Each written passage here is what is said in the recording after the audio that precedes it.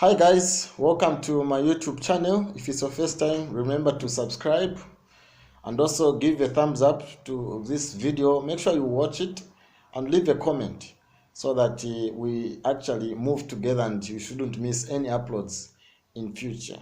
But today I want to talk about relationships, guys. Many times we'll find ourselves in situations where we've been rejected at the point of proposal. So how do you avoid being rejected at a point of proposal? So it's very important that we know, because usually we just go into it and expect an answer either from a lady or from a man and end up getting a negative answer. So how do you avoid rejections at a point of proposal? So I'll be very short. Number one is do a research of the person you want to propose. It can be a man you want to propose or a lady you want to show affection to the man. Make sure you research about the individual you want to actually propose. It's very important. Number two, be strategic, in your move. Don't just move anyhow. Be strategic. These issues of love are very, very important in life, especially us as human beings. We need to love, guys. We need to show affection. So it's very important that as you want to propose a lady or a man, be strategic. Don't be all over, make your move strategically. Number two, before you propose, before you show your affection, have a deliberate conversation with a person. It can be a hi at a bus station. It can be a hi on Facebook, anywhere that you may find that person you want to propose. It's very important that you get to have that deliberate conversation. Why? Because that conversation will give you a clue. That's my other point. The conversation will give you a clue to that particular person you want to propose. Many of the times, a lot of people, just because you see someone and then you feel like you can be in love with them or have that intimate relationship with them, then you say, okay, I'll go for it, minus having a conversation. Doesn't work like that, guys. You really need to develop a deliberate conversation. Just first step, hi. That is the key. So the feedback that will come from that conversation will give you an idea what sort of a person this is. Others are not easy goers, as people put it. Others can easily be taken away just there and then. So be critical or be deliberate in terms of developing a conversation before you actually propose a lady. It's very important.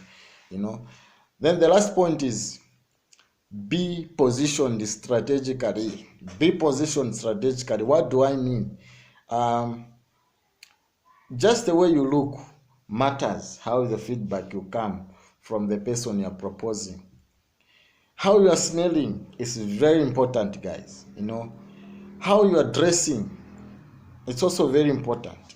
And how you are actually bringing out your words, how you are constructing your sentences is very important. So be strategically positioned, bath well, do your hair nicely if you're a lady. If you're a man, go to the barber shop, make sure that you brush as well. So all those things can make you to avoid the rejection in a relationship.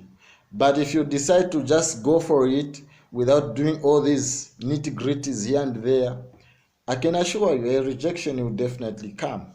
I can share with you what happened to me, while at college. When I was at college studying my accountancy, I proposed this lady. I really liked that lady, and I kept on chasing after that lady.